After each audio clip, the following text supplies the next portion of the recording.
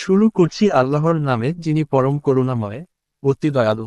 অধ্যায় 15, বৃষ্টির জন্য দুঃখ। হাদিস নাম্বার 951-982 সমান মোট 32টি হাদিস।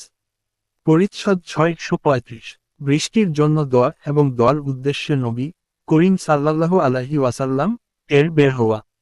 951, আবু নুআইম রহ আব্বাস ইবনু তামিম রহ তার চাচা আব্দুল্লাহ ইবনু জাইদ রাহ থেকে বর্ণিত, তিনি বলেন, নাবী সাল্লাল্লাহু আলাইহি ওয়াসাল্লাম বৃষ্টির জন্য দোয়া করতে বের হলেন এবং তার চাদর পাল্টালেন। পরিচ্ছদ 636, নবী করিম সাল্লাল্লাহু আলাইহি ওয়াসাল্লাম এর দোয়া ইউসুফ এর জমানার দুর্ভিক্ষের বছরগুলোর মতো এদের উপরেও কয়েক বছর দুর্ভিক্ষ দিন। 952, কুতাইবা ইবনু সাইদ রহ আবু হুরায়রা রাহ থেকে বর্ণিত, নাবী সাল্লাল্লাহু আলাইহি ওয়াসাল্লাম যখন শেষ রাকাত থেকে মাথা উঠালেন, তখন বললেন, হে আল্লাহ, আয়াশ ইবনু আবুর রাবিআহকে মুক্তি দিন। হে আল্লাহ, সালামা ইবনু হিশামকে মুক্তি দিন। হে আল্লাহ, ওয়ালিদ ইবনু ওয়ালিদকে রক্ষা করুন। হে আল্লাহ, দুর্বল মুমিনদেরকে মুক্তি দিন। হে আল্লাহ, মুজার গোত্রের উপর আপনার শাস্তি কঠোর করে দিন। হে আল্লাহ, ইউসুফ আলাইহিস সালাম এর জমানার দুর্ভিক্ষের বছরগুলোর ন্যায় এদের উপর কয়েক বছর দুর্ভিক্ষ দিন। নাবী সাল্লাল্লাহু আলাইহি ওয়াসাল্লাম আরও বললেন, গিফার গোত্র, আল্লাহ তাদেরকে ক্ষমা করুন। আর আসলাম গোত্র, আল্লাহ তাদেরকে নিরাপদে রাখুন। ইবনু আবু জিনাদ রহ তার পিতা থেকে বলেন, এ সমস্ত দোয়া ফজরের সালাত নামাজ এ ছিল। 953, হুমায়দি ও উসমান ইবনু আবু সাইবা রহ আব্দুল্লাহ রাহ থেকে বর্ণিত, তিনি বলেন, নাবী সাল্লাল্লাহু আলাইহি ওয়াসাল্লাম যখন লোকদেরকে ইসলাম বিমুখ ভূমিকায় দেখলেন, তখন দোয়া করলেন, হে আল্লাহ, ইউসুফ আলাইহিস সালাম এর জামানার 7 বছরের দুর্ভিক্ষের ন্যায় তাদের উপর 7টি বছর দুর্ভিক্ষ দিন। ফলে তাদের উপর এমন দুর্ভিক্ষ আপতিত হল যে তা সবকিছুই ধ্বংস করে দিল। এমনকি মানুষ তখন চামড়া, মৃতদেহ এবং পচা ও গলিত জানোয়ারও খেতে লাগল। ক্ষুধার তাড়নায় অবস্থা এতদূর চরম আকার ধারণ করল যে কেউ যখন আকাশের দিকে তাকাত তখন সে ধোঁয়া দেখতে পেত।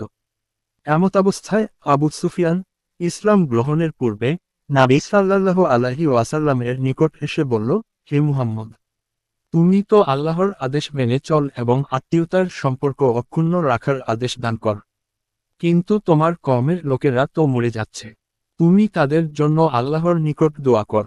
এর প্রসঙ্গে আল্লাহ তাআলা বলেছেন, তারা চিহ্ন, আপনি সে দিনটির অপেক্ষায় থাকুন যখন আকাশ সুস্পষ্ট ধোঁয়ায় আচ্ছন্ন হয়ে যাবে, সেদিন আমি প্রবলভাবে তোমাদের পাকড়াও করব। 4 বিসর্গ 10-16, আব্দুল্লাহ রাহ বলেন, সে কঠিন আঘাতের দিন ছিল বদরের যুদ্ধের দিন। ধোঁয়াও দেখা গেছে, আঘাতও এসেছে। আর মক্কার মুশরিকদের নিহত ও গ্রেফতারের যে ভবিষ্যৎবাণী করা হয়েছে তাও সত্য হয়েছে। সূরা রুমের আয়াত, রুমবাসী 10 বছরের মধ্যে পার্সিকদের উপর আবার বিজয় লাভ করবে। পরিচ্ছদ 637, অনাবৃষ্টির সময় লোকদের ইমামের নিকট বৃষ্টির জন্য দোয়ার আবেদন। 954, আমর ইবনু আলী রহ আব্দুল্লাহ ইবনু দিনার রাহ থেকে বর্ণিত, তিনি বলেন, আমি ইবনু উমর রাহ কে আবু তালিবের কবিতাটি পাঠ করতে শুনেছি।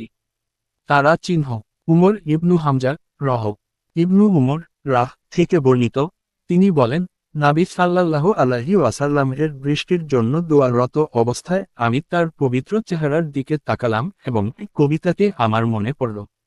আর তার মিম্বার থেকে নামতে না নামতে প্রবল বেগে মিজাব 2 থেকে পানি প্রবাহিত হতে দেখলাম। আর এ হলো আবু তালিবের কবিতা। 1, মিজাব, ছাদ থেকে পানি নামার নালী। 955, হাসান ইবনু মুহাম্মদ রহ আনাস ইবনু মালিক রাহ থেকে বর্ণিত, উমর ইবনু খাত্তাব রাহ অনাবৃষ্টির সময় আব্বাস ইবনু আব্দুল মুত্তালিব রাহ এর উসিলা দিয়ে বৃষ্টির জন্য দোয়া করতেন এবং বলতেন, হে আল্লাহ, প্রথমে আমরা আমাদের নাবী সাল্লাল্লাহু আলাইহি ওয়াসাল্লামের উসিলা দিয়ে দোয়া করতাম এবং আপনি বৃষ্টি দান করতেন। এখন আমরা আমাদের নাবী সাল্লাল্লাহু আলাইহি ওয়াসাল্লামের চাচার উসিলা দিয়ে দোয়া করছি, আপনি আমাদেরকে বৃষ্টি দান করুন। বর্ণনাকারী বলেন, দোয়ার সাথে সাথেই বৃষ্টি বর্ষিত হতো।